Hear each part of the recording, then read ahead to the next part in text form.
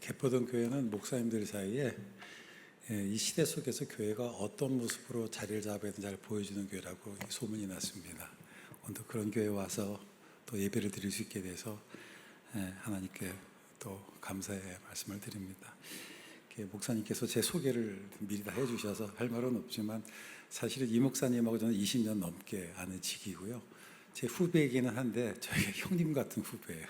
늘 제가 뭘 고민이 있을 때마다 늘 조언을 구하고 또 이렇게 좋은 또 제안 또 이렇게 잘 이렇게 또 지혜를 주셔서 일을 잘 처리할 수 있도록. 그래서 이게 목사가 되는 게 좋은 것도 있지만 나쁜 거는 가끔은 그렇거든요. 내가 저 교회가 성도로 있으면 참 좋겠다. 만약에 저희가 선택할 기회가 있으면 나중에 개포동 교회가 성도가 됐으면 하는 뭐 그런 생각이 있습니다. 이야기 하나 하고 시작을 하겠습니다. 성경에 보면 예수님께서 십자가에 달려 돌아가시기 전날 겟세마네 동산에서 기도하셨다라고 기록되어 있습니다. 그날 예수님께서 제자들과 함께 동산에서 기도하시고 내려오시는데 가룟 유다가 대제사장의 종들과 함께 예수님을 잡으러 갔어요. 그 광경을 봤던 베드로가 흥분을 이기지 못하고 칼을 빼서 말구의 귀를 툭 잘랐습니다. 예수님께서 그 모습을 보시고 땅에 떨어졌던 말구의 귀를 이렇게 딱 붙여주셨어요. 아시죠? 그렇죠? 그러면서 예수님께서 한 말씀 하셨습니다. 혹시 성도님들 예수님께서 뭐라고 하셨는지 기억이 나십니까? 사실 들리시긴 하는데 뭐 검으로 쓰는 사람은 검으로 망했다. 맞는데 베드로에게 하셨고요. 말구에게 하지 않으셨습니다. 뭐라고 그러셨을까요? 갑자기 고민되시죠? 성경엔 없어요. 귀를 딱 붙여주면 이렇게 말씀하셨대요. 해피 뉴 이어. 우리가 귀는 있는데 사실은 안 들어도 될 말을 들으면서 마음이 무너질 때가 너무 많아요. 오늘 이 시간 주님께서 우리에게 새로운 귀, 해피 뉴 이어를 주셨으면 좋겠어요. 그래서 우리가 한 주간 살아갈 수 있는 또 남은 이 한 해를 살아갈 수 있는 그 힘을 공급받았으면 좋겠습니다. 우리 옆에 계신 성도님들하고 우리 한번 귀 잡고 인사해 볼까요? 해피 뉴 이어. 제가 뭐 연초면 딱 좋은데 뭐 연초에 설교 부탁이 되게 없기 때문에 뭐 중간이라도 이렇게 한번 해보게 됩니다. 책 하나 소개할게요. 와일드라는 책이 있습니다. 아마 읽어보신 분도 계시고 또 안 읽어본 분도 계실 텐데 저는 강력히 추천 한번 읽어보셨으면 좋겠어요. 셰릴 스트레이드라고 하는 이 여성분이 퍼시픽 크레스트 트레일이라는 멕시코 남부 그러니까 미국의 남부 멕시코 국경서부터 캐나다까지 4,285km를 도보로 횡단했던 트레킹에 관한 기록입니다. 이분이 이 책을 쓰기 4년 전에 어머님이 폐암으로 돌아가세요. 폐암으로 돌아가시면서 이 셰릴이 삶의 모든 것들이 무너지기 시작합니다. 어머니하고 되게 특별한 그 유대 관계가 있었어요. 어렸을 때 아버님이 굉장히 그 알코올 중독자였고 또 가정 폭력이 되게 심해서 엄마가 셰릴이 7살 때에 그 남편으로부터의 폭력을 견디지 못하고 셰릴과 동생 둘을 데리고 가출을 해요. 그래서 싱글맘으로서 아이 셋을 이렇게 키우게 됐습니다. 사실 싱글맘으로 아이 셋 키우는 게 쉽지는 않잖아요. 어렵게 살았지만 굉장히 그 가족 간의 유대관계 너무 좋았었나 봐요. 어머니는 자기가 의지할 수 있는 유일한 힘이었는데 그런 어머님이 세상을 떠난 거예요. 충격을 받습니다. 40대 중반의 나이 세상을 떠났으니까 충격을 받고서 이제 술을 마시기 시작하고 알코올 중독에 되고 나중에 마약 중독까지 돼요. 삶이 완전히 쓰레기처럼 돼버렸어요. 그러니까 살아가야 될 이유도 발견하지 못했던 그냥 하루하루를 그냥 이렇게 뭐 죽지 못해 살아가는 그 어느 날 이제 모종 삽을 하나 사기 위해서 집 근처에 아웃도어 스토어를 갔습니다. 그래서 이제 삽을 사서 계산하려고 카운터에서 하는 옆에 조그만 책자 하나가 있는 거예요. 그게 퍼시픽 크레스트 트레일이라는 안내 책자였습니다. 그 책을 딱 보는 순간에 이분이 내가 저 책을 사야 되겠다. 그리고 내가 여행을 떠나야 되겠다라는 생각이 들었어요. 아마도 그 시점이 어쩌면 이분 마음속에 뭔가 다시 한번 살아보고 싶은 이유가 있었던 것 같아요. 우리나라에서도 왜 그 산티아고 순례길 가는 분들 많으시잖아요. 그러니까 뭔가 삶의 의미를 찾고자 할 때 지쳤을 때 그 길을 떠나면서 의미를 찾는 경우들도 많은데 이분이 그랬었던 것 같아요. 그래서 이제 그 퍼시픽 크레스트 트레일 4,285km의 여정을 떠나요.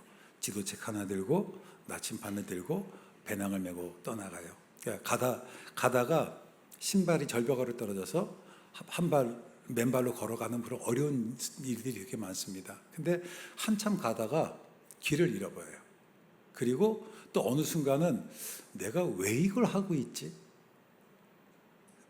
내가 도대체 왜 이 길을 걸어가 있는지 의문이 들기 시작하고, 또 내가 어디로 가야 될지조차도 회의가 오는 그 시점에 오게 됩니다. 근데 그 책에 있는 그 문구가 난 특별히 가슴에 와닿았어요. 이게 뭐냐면 You have to keep working. 그게 뭐냐면 내가 어디로 가야 될지 왜 가야 될지 모르는 그 순간 속에서 자기가 할 수 있었던 것은 뭐냐, 그냥 단지 걸어가야만 했다라고 하는 거예요. 그리고 걷다 보니까 걷는 이유를 발견하고 그리고 목적을 발견했다고 하는 게 이 책의 내용입니다.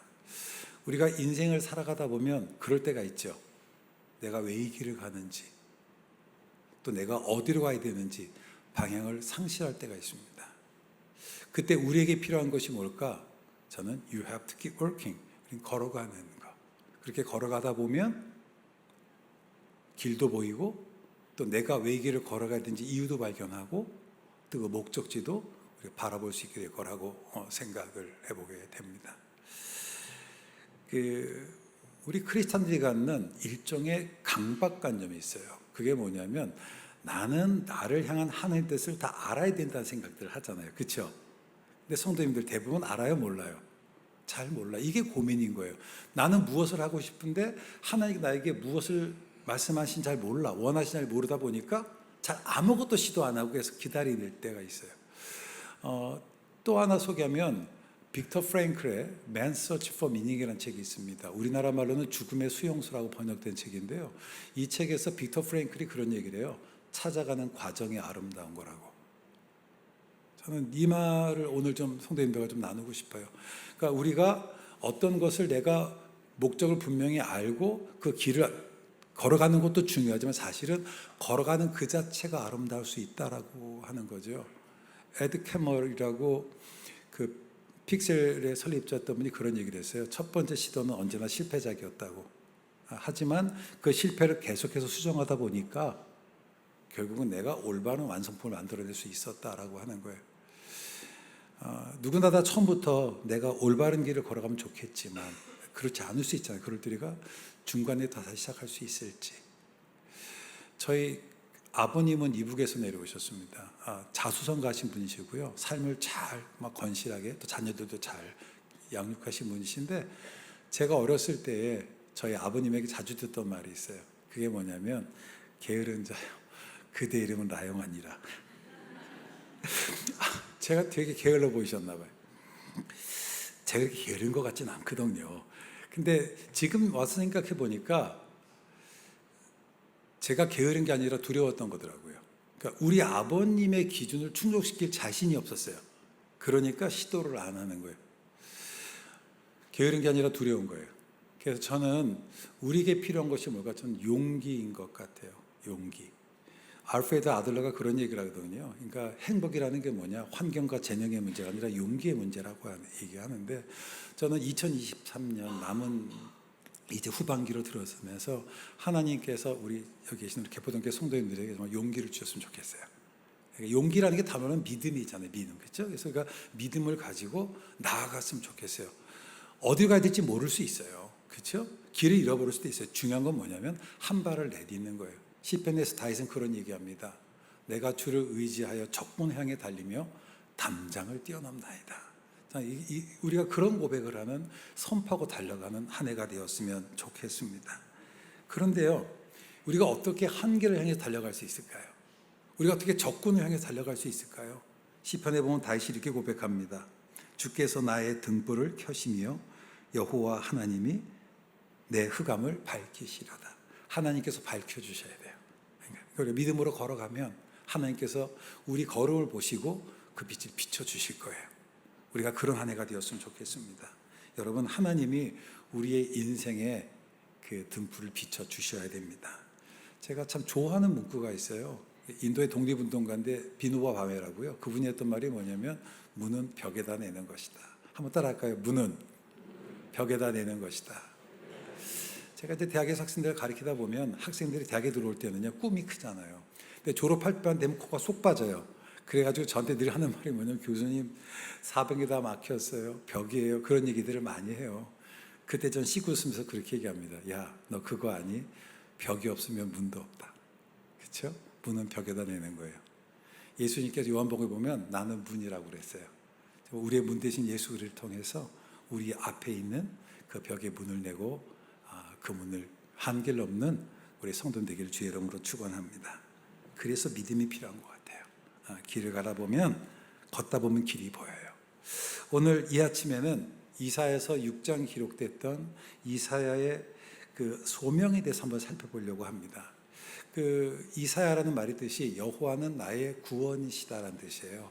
그래서 이사야서 전체는 뭐냐면 우리의 구원자 되시는 하나님을 얘기하고 있어요. 그래서 하나님께서 어떻게 한 사람을 회복시키시는지, 하나님께서 어떻게 한 사회를 회복시키시는지, 하나님께서 어떻게 한 민족을 회복시키시는지를 이야기를 하고 있습니다. 물론 제가 개포동교회는 성경을 이렇게 통독하는 걸로 알고 있는데, 혹시 무더운 여름철에 저는 한번 권하고 싶은 것이 있다면 통독 외에 한번 이사야서를 같이 읽어보셔도 좋겠다. 그래서 하나님께서 어떻게 이사야라는 한 사람을 회복해 가시는지를 보면서 그 동일한 역사가 있는 가운데 우리 성도님들에게 일어났으면 너무 좋겠어요. 그러니까 이사야서를 읽다 보면 이사야서는요, 다른 선지서 좀 다른 독특한 구조로 되어 있습니다. 대부분의 구약성의 선지서들은 선지자의 콜링이 먼저 있고 그 다음에 이야기가 진행돼요. 예를 들어서 요나서 1장 1절 보면 여호와의 말씀이 아미떼 아들 요나에게 임하니라 라고 해서 콜링이 있어요. 그리고 이야기가 시작됩니다. 그 동일한 맥락에서 그건 모든 선지서들이 그래요. 그렇다면 이사야서도 원래는 이사야서 6장이 1장에 나와야 돼요. 그런데 이사야서는 다른 선지서들과 달리 소명이 6장에 나오고 1장부터 5장은 뭐냐? 이사야가 하나님께 부름받았을 당시에 유대 나라의 어떤 역사적인 맥락을 우리에게 설명해 주고 있어요. 그럼 도대체 왜 이사야 선지자는 이사야서를 기록할 때에 다른 선지서와 달리 콜링으로 시작하지 않고 콜링 받기 전에 역사적인 맥락으로부터 시작됐을까? 이것을 아는 것이 특별히 이사야의 콜링의 의미를 아는데 상당히 중요한 의미가 있습니다. 그래서 오늘 이 아침에는 이런 관점 속에서 바로 이런 이사야의 어떤 그 1장부터 5장 또 6장의 구조가 이사야의 소명과 관련해서 어떤 의미를 갖는지 살펴보려고 합니다. 6장 1절에 이렇게 돼 있어요. 우시아가 죽던 해에 이렇게 돼 있어요. 우시아가. 그러니까 이사야가 언제 소명을 받습니까? 다시요. 1절은 뭐라고 시작되냐면 우시아가 죽던 해로 돼 있어요. 언제 소명을 받나요? 네, 우시아 왕이 죽던 해 소명을 받습니다. 여기서 우리는 우시아 왕이 어떤 왕인지 좀 살펴봐야 되는데요. 우시아 왕은 16살의 어린 나이로 유다의 왕이 된 사람인데 굉장히 정치를 잘했어요. 그래서 유다를 부강시켰고요. 그 이웃 나라에도 소문이 자자했습니다. 나라가 아주 부강해졌습니다. 이때 유다는 물질적으로 굉장히 많은 풍요를 누리고 있었습니다. 그런데 영적으로는 큰 혼란에 빠졌어요. 그 혼란이 뭐냐? 옳고 그름의 기준이 사라져버린 거예요. 이 원래 권력이라는 게 그렇지 않나요? 어떤 사람이 처음에 권력을 가지고 나라를 통치할 때 다 통치하다가 어느 순간 나에게 힘이 집중됐다 싶을 때는 교만해지기 시작하잖아요. 우시아도 똑같았어요. 그래서 왕이 해야 될 일이 있고 제사장이 해야 될 일이 있는데 자기가 제사장의 영역까지 침범하는 거예요.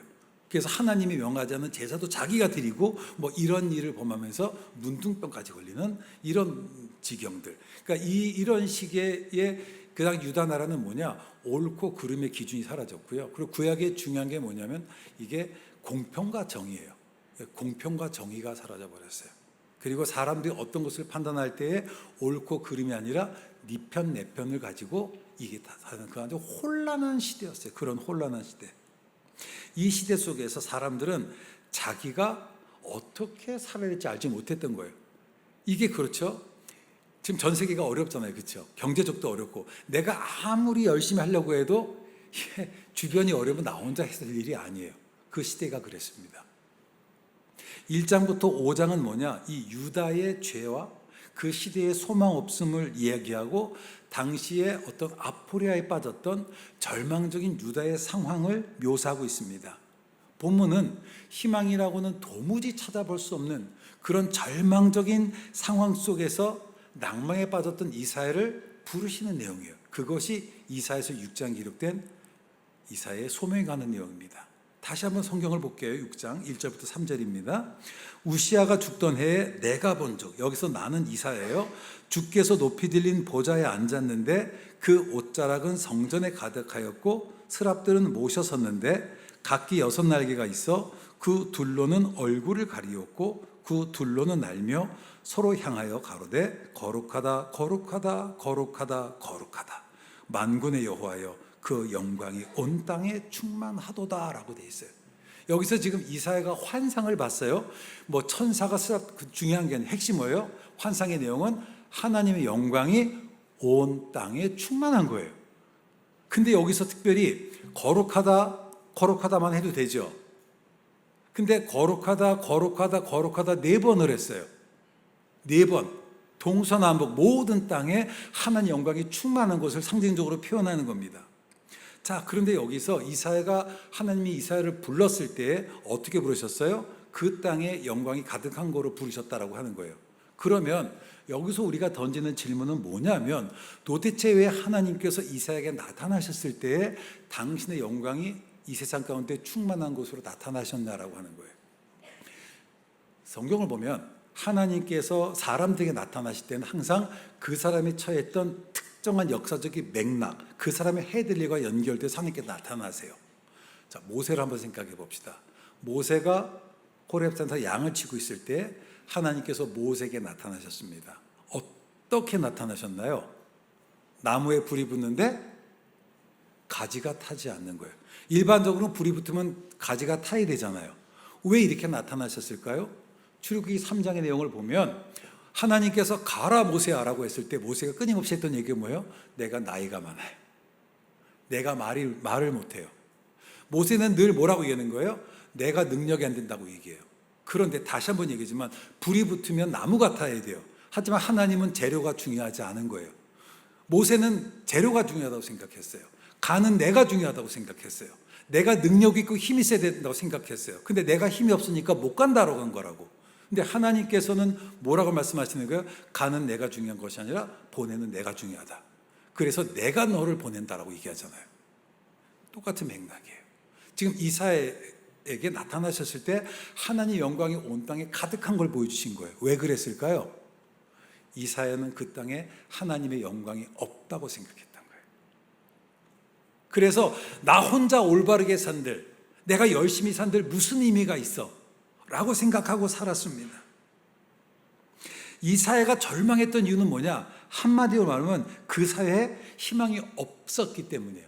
이사야는 하나님의 영광이 이스라엘을 떠났다고 생각했어요. 그래서 절망에 빠져 있었습니다. 그러다 어느 날 이사야가 환상을 본 거예요. 어떤 환상을? 하나님의 영광이 온 땅에 가득한 환상을 보았습니다. 그리고 이 환상으로 인해서 이사야는 부르심을 받고 그 부르심에 아멘을 응답하고 결국 절망에 빠졌던 아프리아에 빠졌던 유대 민족을 구원한 일을 하는 거예요. 여러분, 회복의 시작은요, 하나님의 영광을 바라보는 데 있습니다. 하나님의 영광이 회복의 시작이에요. 영광을 보야만 합니다. 그런데 여기서 중요한 것은 영광을 어디서 봤다라고 얘기해요? 성전에서 봤어요. 이 말은 뭐냐? 예배예요. 예배가 회복돼야 됩니다. 예배 가운데 하나님의 영광을 보아야 우리가 회복이 될 수 있어요. 예배 가운데 임재하시는 하나님의 영광을 볼 수 있어야만 합니다. 개인적인 얘기를 좀 할게요. 2014년 4월 20일에 23살의 나이로 영국에 있었던 저희 둘째가 갑자기 죽었어요. 세월호가 있었던 때 3주 전에 저희 아버님께서 돌아가셨어요. 2014년은 저에게는 정말 그냥 아무런 생각도 없는 한 해였어요. 사람이 부모를 잃으면 과거를 잃는다고 하잖아요. 자식을 잃으면 미래를 잃어버리더라고요. 그러니까 제가 왜 살아야 될지를 모르는 그런 아주 힘든 시기들을 보냈습니다.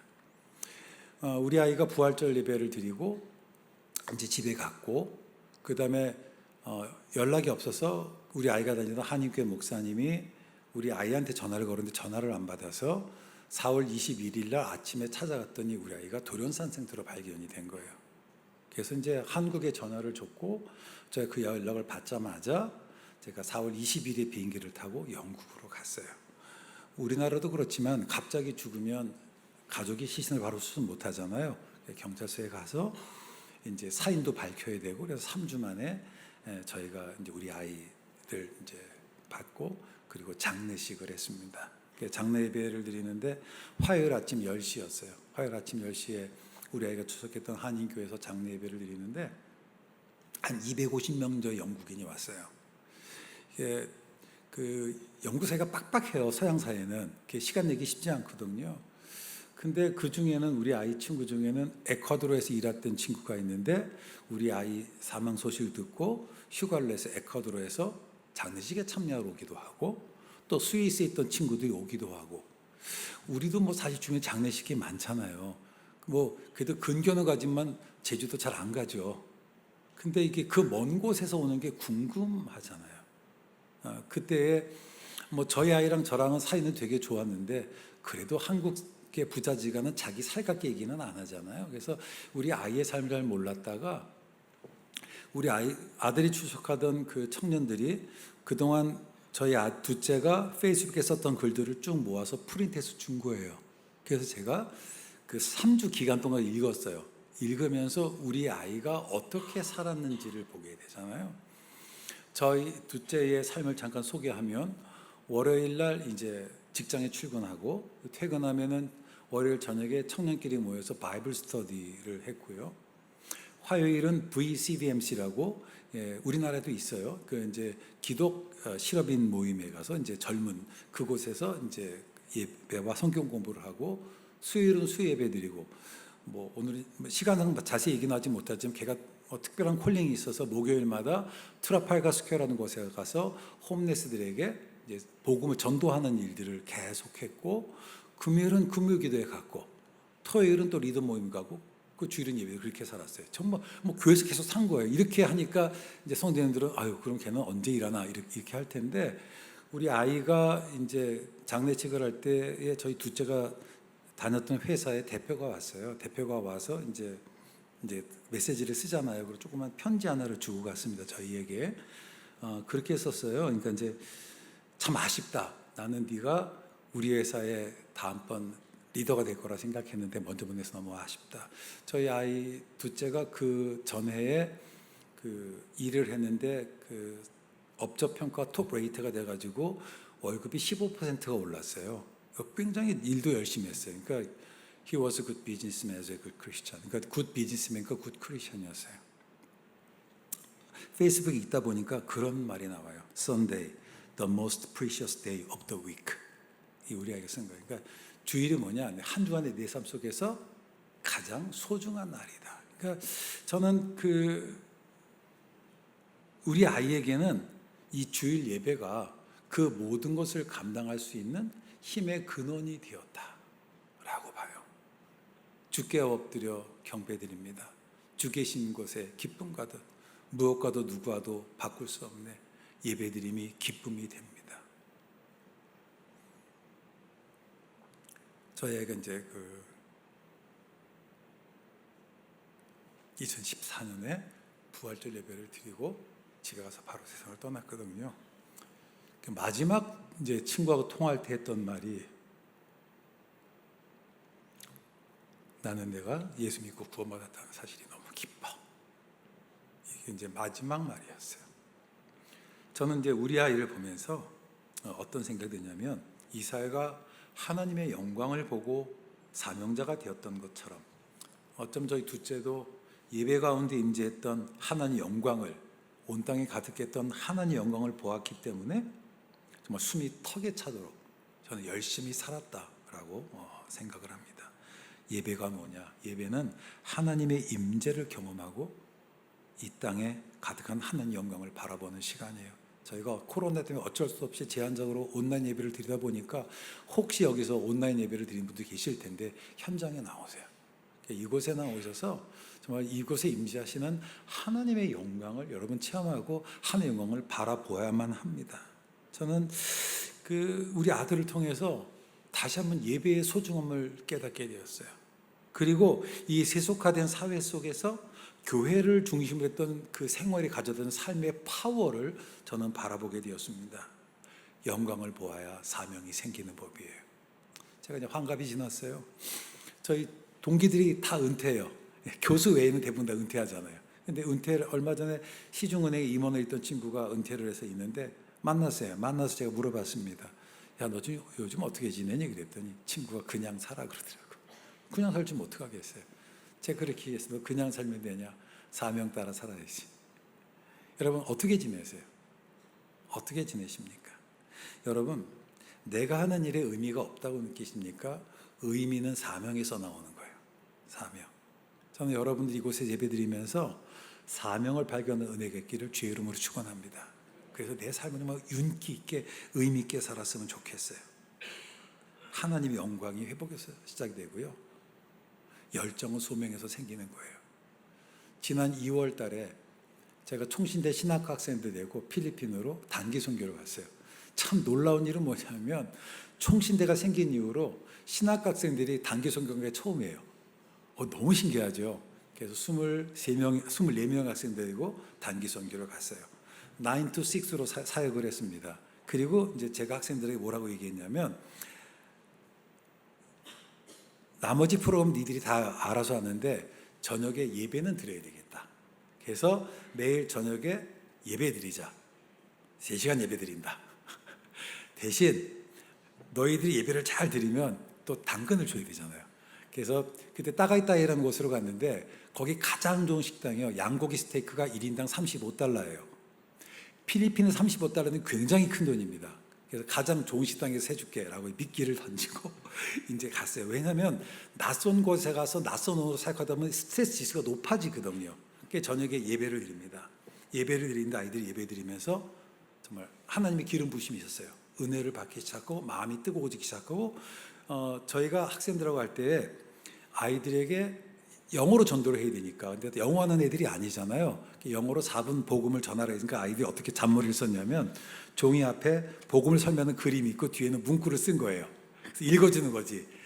하나님은 당연히 이렇게 이제 그러다가 얘들이 은혜를 받고 어떤 잠을 안 자요. 그리고 영어로 외우기 시작하는 거예요. 다음 날 어떤 일이 있었냐면 모든 집이 그렇진 않지만 애들이 더듬거린 영어로 전도하는데 그 사람들이 듣고 막 울어요. I have sinned against God. 뭐 이 고백들을 해. 그러니까 아이들이 힘이 나죠. 그래서 그렇게 예배를 드리고 되게 은혜를 많이 받았어요. 마지막 날 학생들하고 이제 이렇게 한마디씩 하잖아요. 제가 물어봤습니다. 너희들에게 아울리치는 뭐니? 한마디 해달라. 그랬더니 이번 2월 달에 졸업했던 4학년 2명이 그렇게 얘기하는 거예요. 저에게 아울리치란 제가 신학과에 들어온 이유입니다. 그래요. 괜찮잖아요. 근데 그게 생각해보면 저한테는 욕이에요. 왜냐하면 그 아이들이 저한테 4년간 공부를 했잖아요. 저한테 4년간 공부를 해도 신학교에 들어온 이유를 몰랐던 거야. 제가 물어봤어요. 이게 무슨 말이냐 그랬더니 제가 자기들이 처음에 신학과 들어올 때는 마음이 뜨거웠대. 이유가 있었대. 근데 공부하는 순간 내가 여기 왜 있는지 이유를 못 발견하더라는 거예요. 그러다 아울리치 오고 나서 현장을 경험하고 은혜를 체험하니까 내가 여기 들어온 이유를 알았다. 이 얘기를 하는 거죠. 그래도 좀 감사했어요. 영광을 보아야 회복이 시작됩니다. 다다음 주에 또 가요. 23명 데리고 또 갑니다.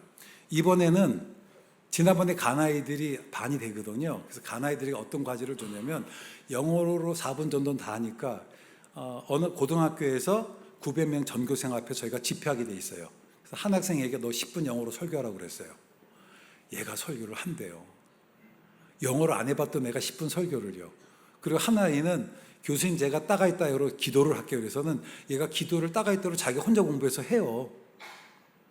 여러분 열정은 소명에서 생기는 거예요. 영광을 보아야 소명이 생깁니다. 또 어떤 변화가 있냐면 이 아이들이 다 비실비실했던 아이들이에요. BC 맞은 애들이에요. 이게 BC이래요. 근데 이 아이들이 갔다 오고 나서 공부할 이유를 발견하니까 제 과목을 또 듣는 아이들이 있잖아요. 정말 그레이드가 하나씩 올라가더라고.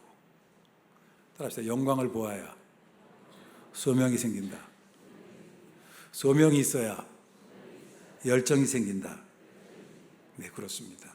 다시 5절 말씀 봅시다. 화로다 내가 망하게 되었도다. 나는 입술이 부정한 사람이요 입술이 부정한 백성 중에 거하면서 만군의 여호와이신 왕을 배웠습니다. 이 성경을 볼 때마다 늘 그런 질문이 있었어요. 도대체 왜 이사야가 화로다 내가 망하게 되었도다라고 얘기를 했을까? 뭐 흔히 많은 주석학자들 얘기할 때 그렇게 얘기해요. 뭐라고 얘기하냐면 죄인된 인간이 하나님 영광을 바라보는 순간 바로 느끼는 게 뭐예요? 자기가 얼마나 부족한 죄인지를 깨닫게 되는 거죠. 물론 그것도 맞아요. 그런데 이 성경을 좀 읽다 보면 토를 달았어요. 나는 입술이 내가 망하게 됐어. 왜? 내가 입술이 부정한 사람이기 때문에. 그런데 뒤에 이어지는 문장이 뭐예요? 입술이 부정한 백성 중에 거하면서. 즉 이사야는 입술의 부정함을 무엇과 연결시켜요? 입술이 부정한 백성 가운데 연결시키는 거죠. 이게 어떤 거냐면 다시 이사야서 1장부터 5장의 내용을 봐야 돼요. 1장부터 5장의 내용이 뭐라고 그랬죠? 하나님 영광이 떠났다고 생각했어요. 사람들은 그 시대에 희망이 없다고 생각했어요. 그러다 보니까 부정적인 말만 하고 살았던 거예요.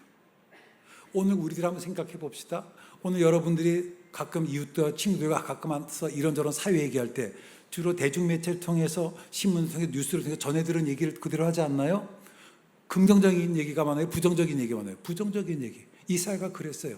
남들하고 똑같이 부정적인 얘기라고 살았던 거예요. 왜냐하면 하나님의 영광이 없다고 생각했어요.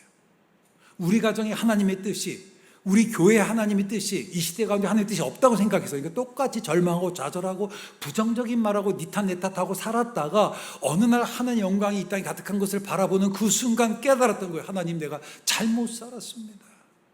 그리고 고백한 하나님, 이제라도 주께서 원하시면 내가 다시 살겠습니다. 이것이 이사야서의 소명의 핵심이라고 하는 거예요. 전에는 자기가 그 일을 감당할 거라고 생각도 못했어요. Never dream of, 꿈도 안 꿨습니다. 그런데 하나님의 영광을 바라본 그 순간 마음에 소명이 생기고 열정이 생기기 시작해요. 그리고 그 실패 현장에 나가서 다시 한번 내가 그물을 던지고 싶다는 열망이 생겨요. 그래서 말씀 고백합니다. 주여 나를 보내소서. 이사야서의 주제는 남은 자 사상이에요. 본문에 나오는 거룩한 시, 구루터기라는 표현은 이 다 남은 자를 얘기를 합니다. 근데 이 남은 자가 어떤 사람이냐? 우리가 보통 남은 자를 뭔가 좀 거룩하고 좀 구별되고 이렇게 생각을 하잖아요. 근데 이사야에서 나온 자는 어떤 사람이냐? 만약에 이사야에 거룩한 사람이 있으면 이사야서 1장 9절 말씀은 그런 말이 있어요. 만군의 여호와께서 우리를 위하여 조금 남겨두지 아니했다면 우리가 소돔과 고모라 같았으리라. 자, 무슨 말이냐면 만약에 소돔과 고모라 중에 기도한 사람이 10명이 있었으면 소돔과 고모라의 멸망을 당했을까요? 안 당했을까요? 안 당했겠죠. 자, 유다가 우리가 아는 것처럼 결론적으로 망했어요? 안 망했어요? 바벨론 포로로 끌려 망했잖아요. 그러니까 만약에 이곳에 남은 자가 있었다면 안 망했겠지. 그러니까 이 남은 자는 어떤 사람이냐? 거룩한 사람은 아닐 거라고요. 아니라고. 그럼 이 사람은 어떤 사람이냐? 이게 중요한 건 뭐냐면 남들과 똑같이 실망하고 좌절하고 부정적으로 살았던 그런 사람들인데 그들 가운데 그 땅에 가득한 하나님의 영광을 바라보고 하나님 앞에서 바로 살기로 결단했던 그 사람이 남은 자인 거예요. 그리고 그 사람들 때문에 비록 그들이 잠깐 넘어졌지만 다시 일어나서 회복하는 일들을 이루어졌다라고 하는 것이 이사야서의 핵심 메시지라고 하는 겁니다. 이사야서에 나오는 야곱, 이스라엘, 구루터기, 거룩한 신 다 같은 의미예요. 이 구루터기, 남은 자, 거룩한 신은 뭐냐? 회복에 참여하는 자들이에요. 그런데 이 회복에 참여하는 자들은 어떤 사람들이냐? 여기 보시면 이사야서 41장에 버러지 같은 너 야곱아, 너희 이스라엘 사람들아 두려워하지 말라. 나 여호와가 말하노니 내가 너를 도울 것이라. 내 구속자는 이스라엘의 거룩한 이인이라. 보라, 내가 너를 이가 날카로운 새로운 타작기계로 삼으리니 내가 산들을 쳐서 부스러기로 만들 것이며 작은 산들을 겨같이 만들 것이라. 여러분 보세요. 지금 남은 자가 할 일이 뭐예요? 큰 산을 부서 작은 겨처럼 만든 사람이 남은 자야. 그런데 그 남은 자들에게 뭐라고 하냐면 You mighty warrior, 너 위대한 용사여라고 하지 않았어요. 뭐라고 그래요? 버러지 같은 너 야곱아. 내가 비록 버러지 같은 존재일지라도 나약한 존재일지라도 하나님께서 함께 하시면 이가 날카로운 새로운 타작기가 돼서 저 커다란 산을 겨처럼 잘게 부수는 타작기가 된다라고 하는 것이 이사야서의 핵심 메시지라고 하는 거예요. 우리가 코로나 이전에 가졌던 생각이 뭔가요? 코로나만 끝나면 모든 것이 회복되겠다고. 회복되셨나요? 더 어렵잖아요. 그렇죠? 어려운 시절을 살아가고 있습니다. 이때 우리에게 필요한 게 뭘까? 저는 다시 한번 우리가 하나님의 부르심을 받았으면 좋겠어요. 그래서 여러분들을 통해서 여러분의 가정 회복되고 이 지역사회가 회복되고 이 시대가 회복되는 거룩한 역사가 일어났으면 좋겠어요. 우리가 그렇게 되는 건 내가 위대한 용사가 되는 것이 아니라 내가 비록 버러지 같은 정말 벌레 같은 존재이지만 하나님의 영광을 바라보고 하나님 다시 살기로 결단했을 때 그런 내가 내게 힘 주셔서 우리가 길을 이루어 가는 거예요. 우리는 다시 시작할 수 있습니다. 저는 정말 여러분들을 통해서 우리 개포들을 통해서 정말 한라산부터 백두산까지 동시에 하나님을 찬양하는 그런 거룩한 은혜가 일어났으면 좋겠어요. 이것에 살아나는 우리의 다음 세대가 정말 이 나라를 회복시키는 그런 좋은 지도자들이 나왔으면 좋겠어요. 그러기 위해선 정말 예배 가운데 임재하시는 하나님 영광을 바라보아야만 합니다. 영광이 회복의 시작입니다. 저는 하나님께서 그 시대를 회복하기 위해서 불렀던 그 말씀, 너 버러지 같은 야곱아, 저는 여기에서 위로를 받아요. 내가 비록 버러지 같은 존재이지만 하나님 부르심에 아멘을 응답하면 우리가 그런 존재로 될 수 있습니다. 우리가 이 시대를 책임지는 거 내게 능력이 있어서 되는 게 아니에요. 하나님께서 은혜 주셔서 되는 거예요. 이것이 이사야서의 소명의 의미예요. 오늘 이 시간이 여러분들의 그런 시간 되기를 원합니다. 여러분들에게 해피 뉴 이어의 시간 되기를 원합니다. 지금까지 실패하셨습니까? 그럴 수 있어요. 길을 잃어버리셨습니까? 그럴 수 있어요.